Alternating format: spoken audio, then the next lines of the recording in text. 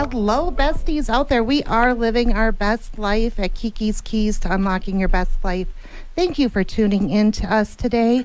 My name is Kiki Rogers, and I'm here with my co-host today, Mr. Wesley Soares. Hello. Hi, Wesley. How's it going? It's going good. We had an amazing show, the Tucson Tasty Show, and check it out on the Tasty Show 520 YouTube. Absolutely. So that show just preceded mine. Yes. Sorry you didn't get to try any of the food. I mean, Marcella from The Little One is absolutely hands down one of my favorite restaurants because everything's so fresh and just incredible. And she brought in some juices that they juiced this morning for us. And it just right on the... Like drinking juices, like yes. different fruits and such. Exactly. When I spent some time in Haiti, I loved every morning we had fresh juice from the mangoes and other fruit. That's awesome.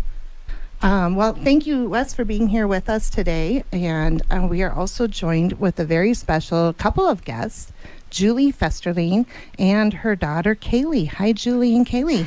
Hi. Hi, Kiki. Thanks for having us here today. It's so great to be a part of your show. Well, I am so happy to have you here and just blessed to be able to meet you and connect with you here in Tucson. Just a little backstory for those who may not know. The reason why I do have this show and why I want to showcase stories of people who've been through their worst to their best is because 4.5 years ago, I really felt like I was at my worst point in my life. I had lost my 17-year-old son in a car accident. He was riding his bike and unfortunately was struck from behind and lost his life. And I hit my absolute rock bottom at that point. And moving away from Minnesota and starting over here in Tucson, I've been able to kind of recapture a new life for myself and build back. And so I said I wanted to do the show to share stories of other people who've kind of bounced back and how they did so to give hope and inspiration to others. And one of the very first people I thought of course, was you, Julie. I had to have you as my guest because you have quite a remarkable story. Wow. Thanks, Kiki. Yeah, both of us have just been through a really, really tough time. You know, the circle of life says we should bury our parents. We don't bury our children. So to have to go through that definitely is a something in life that has brought us together as friends. And it's great that we can take that pain and let's turn it into a purpose. Let's do something for other people who are also struggling from that. You know, we think we're invincible. We think our kids are invincible. We don't think it will happen to us. And as you know very well, it happens to us sometimes. It does sometimes. Lightning sometimes does strike. And for me, it struck on August 21st of 2019. And it was only 12 weeks later, on November 13th, that you also got that dreaded news. Can you share with us a little bit about what happened that night and a little bit more about your daughter, Caitlin? Sure. So I think it's fair to title that my worst day of my life. November 13th started off as a good day. It started off like every other day. We got up in the morning, and as we were leaving, I was taking my daughter Caylee to kindergarten. And as we were leaving, we yelled upstairs to Caitlin, "Bye, Caitlin. Have a great day. We love you." And Caitlin yelled back, "Bye, Sissy. I love you too." And I took Caylee to school, and I went to work. And later that evening, my mother called and said, "Julie, I can't get a hold of Caitlin. Have you talked to her?" And I said, "No, Mom. She's at work." She worked at Vero Amore, one of our favorite Italian restaurants, and she'd been there for over 5 years. Caitlin never missed a day of work. So she couldn't get a hold of her, and I said, well, let me try calling her. And I tried calling her. She didn't answer, and Caitlin didn't call back. So I called Vero Amore, and they said, "Julie, Caitlin's never missed a day of work, and she did not show up to work. But we did hear that her boyfriend was unfortunately killed in a car crash." Oh, my gosh. They were always together. So my motherly gut instinct said something's not right. So I found out where the crash was, drove towards it. And when we got there, we waited and waited and waited until officers came up to us and gave us the very, very horrible news that my daughter unfortunately did not make it, along with her boyfriend. So Caylee Festerling and Paul Garcia were both killed in a car crash caused by a distracted driver. Oh, my goodness. And it was broad daylight, 3:42 in the afternoon. Wow. I mean, Wes, you're a father. I'm a mother. I mean, we think that's the worst thing that could ever happen to us or to our children. Right. Yeah. We Yeah. just don't think it'll happen. Never in a million years did I ever think something was going to happen like that to my child. Mm-hmm. Before I found out that she was killed in the car crash, I had heard about the car crash, as I said. So I called emergency rooms. I called 911 to ask what happened. Do you have any information? Because I thought, maybe my daughter is hurt. She's definitely not dead. Right. No, she was dead. No. And she's not coming back. I remember that same kind of feeling to me when we were told the news that our son had passed away. I just, no, that can't be. I was numb, completely numb to it. You're in denial. It took 3 days before it really hit me, but it was, I think as moms, we are so used to caring for our children and our family that in that moment, it's hard to care for ourselves. How did you respond to that and to stay strong enough for your other children? My son was actually with me that day. He and his best friend were following me in his truck because we had just been somewhere together and we were going to eat dinner. And it was when we were pulling into the place for dinner that we got the phone call from my mother. And I said to my son that we can't eat dinner right now. We need to go find where this crash is. Your sister was supposedly in a crash. So my son and his best friend actually ended up being there with me. And it was one thing to hear the news from the officers, and it was another thing to turn and look into my son's eyes. And both of us just started crying. His friends started crying. We were just in shock. So moving forward from that, family came together, friends came together. We really have such a great community here. We are truly blessed with our community. So many people came together, and that was our support system that got us through it. Right after it happens, as you probably know, you go into mom mode. Yeah. Okay, this happened. Now what's my next step? Yeah. I don't have time to lose it and go to bed and not get out of bed. You have to take those next steps as a mom. So you do whatever you have to do to just do it, right? Yep. You have to plan a funeral. You have to decide. Oh, not only a funeral, that's your last gift to your child. I equate that to, I pulled out that box. I was saving everything for graduation. He was just going into his senior year. And so everything I had planned to have for his graduation, I had for his funeral. We pulled out the Boy Scouts uniforms and the sash and the, all those little milestones of his short life.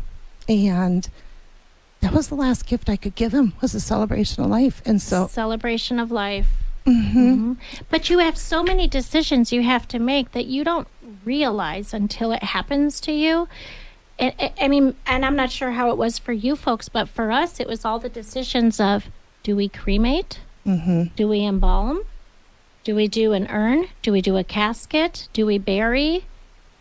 You have to pick out all that stuff. You have to make all those decisions. My daughter, Caitlin, was 21 years old, and she was a go-getter. She was a hard-working young lady. She was going to college. She was working 2 jobs, and she had her will done. Not a lot of 21-year-olds have a will. So she had some of those decisions shared with you already? She did, but she never shared the decisions. We never talked about cremation and stuff like that. So those were decisions we had to make. And they were hard. It is, especially for your child, because you want the best for your child no matter what. Well, I am so honored that you're here sharing with us more about Caitlin and more about your journey as a mother losing a child such a horrific way. We're going to be going into break fairly soon. I do want to just thank our sponsors. Without these wonderful supporters, we wouldn't be able to be here on the radio. So thank you to Sarah Sodders with Sarah Sodders Real Estate. And also thank you to We Care Tucson, helping out those who are looking for electronics or medical devices in need. If you have any electronics or medical devices that you can donate to them, please reach out to We Care Tucson. And thank you to Wes of the Tucson Tasty Show. No, I said it wrong, didn't I? The Tucson Tasty Show. Okay, the Tucson Tasty Show. Thank you for being part of the conversation, Wes, as well. Yeah. That's, yeah. You're a little speechless. I think this is the first time I've ever seen you so quiet. It's a powerful story, isn't it? Yeah. Yeah, so thank you to Julie. We're going to go into commercial, and when we come back, we're going to hear more about how Julie took that pain and turned it into a mission, and what Phones Down Just Drive is doing and how you can support them. So we'll talk to you right after the break. Welcome back, our besties out there. This is Kiki Rogers with Kiki's Keys, and we are here with Mr. Wesley Source. Hello, hello. Of the Tucson Tasty Show. The Tucson Tasty Show, every Saturday from 3 to 4, and check it out on YouTube, The Tasty Show 520. Thank you for having me. Absolutely. I'm so glad you're here. And just a reminder, you can also go on YouTube. We're going to start posting the videos there at Kiki's Keys on YouTube. Beautiful. As well as on Facebook at Kiki's Keys. That's awesome. So we are here to share stories of people who've been through their worst and now living their best. And we are here with beautiful guests, Caylee Festerling and her daughter, Caylee. Hi again, Caylee. You having fun? Yeah. Yeah? Do you have anything you want to share about your sister? Well, I miss her a lot. I'm sure you do, kiddo. Yeah. She was like another mom to me. Oh, well, thank you for sharing that, dear. We're so glad you're here with us. And we're so glad to see Julie and Caylee and their family making great impact on our community here in Tucson and elsewhere with Phones Down Just Drive. Tell us a little bit more about what Phones Down Just Drive is, Julie. Phones Down Just Drive is a local nonprofit. We are a 501c3. So any donations that are given to us, you can write those off on your taxes. And our mission is just to turn our pain into purpose. Let's make our roadways safer for everybody out there. Bicyclists, pedestrians, pets, people, whoever is on the roadway, let's make it safer. And it's such a simple solution. Put that phone down while driving. You can still talk on a phone as long as you have hands-free technology, which nowadays most cars come with that technology. And if they don't, there's still a solution. There are things we can put in our ears to listen to our phones. Right. And if people don't have those, reach out to us. We will gladly give that type of technology to you. Whatever we can do to just try to make our roads safer. It is against the law to hold our phones and to manipulate our phones while driving.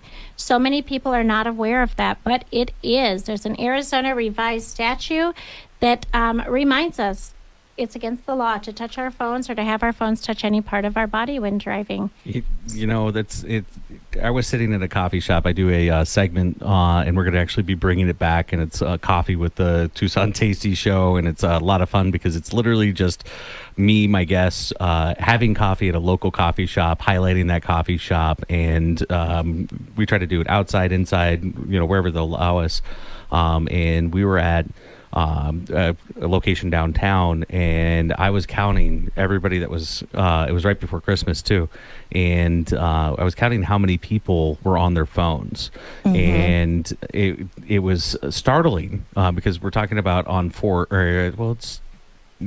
it would be considered the end of 4th and going into downtown, and there was just, I would say 70 to 80% of the people were on their phones, pulling up to a 4-way stop sign, kind of corner from Corbett. I think it's a combination of believing that they're just invincible. It's not going to happen to me. And also, I think we kind of lose our mindfulness when we're driving because we've done it so many times that we take it for granted. How many times have you driven somewhere and go, how did I just get here? Or I didn't really remember every turn to turn, that we rely on that muscle memory. Regardless what it is, I think it's a great reminder that we need to pay better attention when we're behind the wheel. And that's actually a physiological thing that happens, the autopilot, and you wake up. It's not really sleeping because that's exhaustion, and driving while exhausted is worse than driving drunk, especially when you hit that 20-hour mark of no sleep. You're intoxicated. I mean, it's you are. Right. And but that automatic driving, you know, I have techniques that I use to keep myself aware of the driving, and it's active driving, and you have to have that active driving. You can't have the phone in your hand. You can't be distracted, otherwise something's going to happen. And I drive a lot on the freeway, so yeah. I'm sure you could probably give more statistics and other things to that as well. So piggybacking on that, you mentioned driving drunk. Driving drunk, at least people are usually still looking at the road. They're trying really, really hard to see where the road is because they know it's in front of them, and they're trying really, really hard to see the road signals. Oh, it's a red light. I better stop. I better stop at that stop sign. When you're texting and driving, you're not even looking at the road. Right. So they say every time you look down at your cell phone to read a text message, you hear the ding. We've all done it. You hear the ding, and it's like, oh, I better look at that. And you look at that, and that's taken on average, about 5 seconds off of taking your eyes off the road for about 5 seconds, which is equivalent to driving the length of a football field blindfolded. Right. Wow. Would we ever get in our car and put a blindfold on and start driving? No. But yet I would hope not. I don't know. Wesley, you're looking at me like, maybe. And there probably are people Not who would advised. do that, and they probably are making a reality show or doing something really dumb with it. But I have really amazing insurance, so no, I'm kidding. You do have really amazing insurance. He's not kidding. Country I would never Financial, want to. Right. a sponsor of the show as well. yes. It saved me $1,300 a year by Yes. switching to Country Financial insurance with goodness. Kiki, and we did switch for both auto and house, and hands down, so much better coverage than the specifically military insurance agency Right. that I was using before. But But good insurance cannot still No. take back a life. no. Good insurance is not going to bring our children back. You're right. It just and so many people, what we are finding is so many drivers out there are either not insured or they're way underinsured. Absolutely. In Tucson alone, or Arizona has some of the highest concentration of completely uninsured drivers. They estimate anywhere from 25 to 35% have no insurance at all, and at least 50% only have state minimums, in which case, one trip to the ER, you're going to exceed those limits. You're going to exceed them. You're going to absolutely exceed them. So phones down, just drive. We're just out there trying to raise awareness. A lot of people don't know about the hands-free Arizona law. They don't know that it's illegal to watch a movie, watch soap operas, watch Netflix, any of that. You're not supposed to do that while driving. Right. You're not supposed to That's watch any terrifying. videos. It Don't make videos while driving. That's a cool double rainbow in the sky. Pull over. Pull Right, over. Mama. Yeah, don't be videoing that while driving. Ladies, they try to stick their phone in their little bra strap, and because that way they really? think they're I hands haven't free. even seen that before. People put their phone in their pocket because then they're hands free, right? Technically, it's still illegal because the phone is still touching your body. It's not supposed to. Writing and reading any text messages, like I said, that's like taking your eyes off the road for about 5 seconds every time. My phone automatically reads the text messages to me. If it's something that's important, I literally say respond, and I do the text messages if I'm calling them. And That's awesome. I have the Apple AirPods. Yes. And I think that's what you Yes. have too. And Siri will read my text to me so I don't take my eyes off the road. And I also, as I shared with you before, have a pair of Galaxy, the Pro AirPods or whatever. They're really good for Android phones as opposed to Apple's. And so I am happy to donate those to your organization for your next fundraising. So let's talk about some events you have coming up. First of all, at Topgolf, April 6th. Share with us what's going on there. Oh, awesome. Topgolf is always fun. They do a car meet there once a month, the first Saturday of the month. Phones Down, Just Drive partners with them with Crown Concepts, Coffee Cars, and Clubs the first Saturday of the month twice a year, November and April.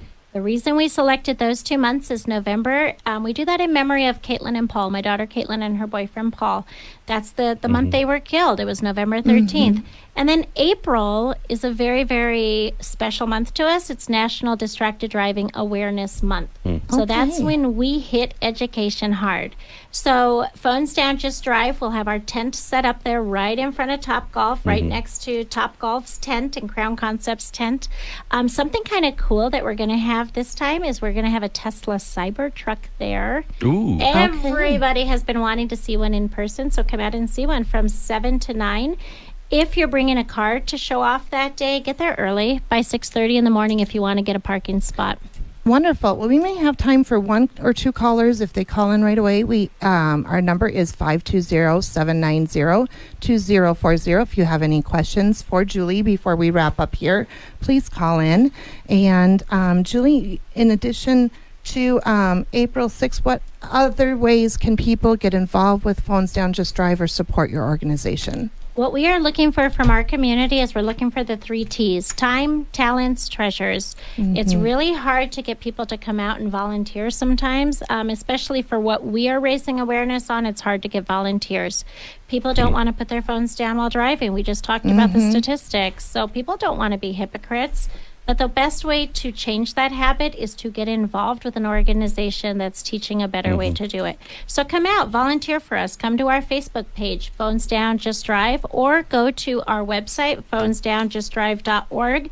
If you want to donate, go to the website. You can see a QR code, scan it, and that you can just donate with a credit card, or you can even mail a check. And you can also find Kiki's Keys on Facebook. If anyone messages me through Kiki's Keys or Kiki Rogers on Facebook, I have a special gift that Julie brought for our listeners. We have some magnets, stickers, and information here about Phones Down Just Drive. So for those on YouTube, I'll hold those up so y'all can see. But what a wonderful gift. Thank you for bringing these in, Julie. And so we'll be giving those away to anyone who messages me through either the Facebook or YouTube. And I am really happy to have you here. I'm so proud of you, how you took a tragedy and turned it into such an amazing organization and effort in our community. Thank you, Kiki. I mean, you're doing it too. You're out there just doing good for the community, and that's what it's all about. It's a partnership. We all come together for the best things we can do for everybody. Awesome. And Caylee, how proud are you of your mom for getting this organization started? I'm very proud of her. I can see that. It is so glad I'm so glad to have you here. And you, Julie and Wes, thank you so much for tuning in, all of our listeners out there, to Kiki's Keys to Unlocking Your Best Life. We will be back again next Saturday at 4 o'clock following the Tucson Tasty Show. Every week, Saturday from 3 to 4.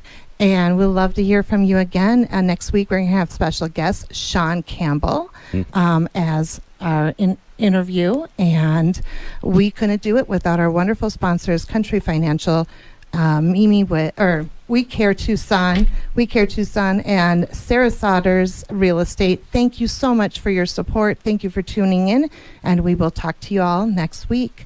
Go be your best you can be. No one else can do it better than you.